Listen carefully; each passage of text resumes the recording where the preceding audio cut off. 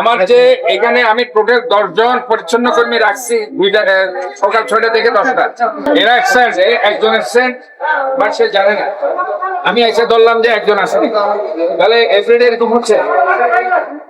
Outsourcing এর তারা আসে কিনা সঞ্জয়, এটা I don't know, 10 জন সকাল 6টা থেকে 10টা পর্যন্ত ডিউটি করছে।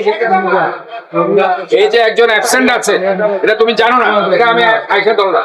তো আমাকে আইসা ধরতে হলো, আমাকে কেন আইসা ধরতে হলো যে একজন অ্যাবসেন্ট? আমি বারবার বলছি সকাল 6টায় এদেরকে, এরা আসছে কিনা একবার তোমরা হাজিরা নিবা, আবার যাওয়ার সময় একবার হাজিরা নিবা। কি বলছো?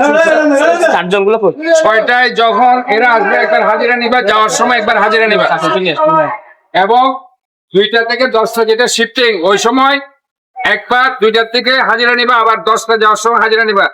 তোমাদের মধ্যে যদি কোনো কারণে খুব বেশি অসুস্থ হইলে সেটা আমরা দেখবো, কিন্তু অন্য কারণ ছাড়া যদি কেউ হাজিরা না দাও, এখানে ক্লিন না করো, তাহলে কিন্তু আমি সাসপেন্ড করবো। আর তোমরা তোমাদের ড্রেসে থাকবে, তোমাদের রেইনকোট দেওয়া হবে, যারা যারা রেইনকোট পাও নাই রেইনকোটও দেওয়া হবে তোমাদের। আমরা তোমাদেরকে সবকিছু দেবো। রেইনকোট দিচ্ছি আমরা কালকে সকালে রেইনকোট পেয়ে যাবো। এই তুমি রেইনকোট, এদের টোটাল 10টা রেইনকোট দিচ্ছে, এদেরকে দিয়ে দিচ্ছি সকালে। তাহলে এখানে গাড়ি রোগী ড্রপ দিয়ে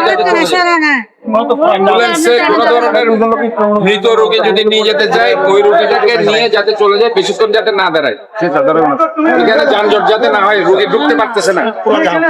ইমার্জেন্সি রোগী যে একটা রোগী ড্রপ করবে, এই স্পেসটা নেই, কাজে এই স্পেসটা দিতে হবে রোগীকে।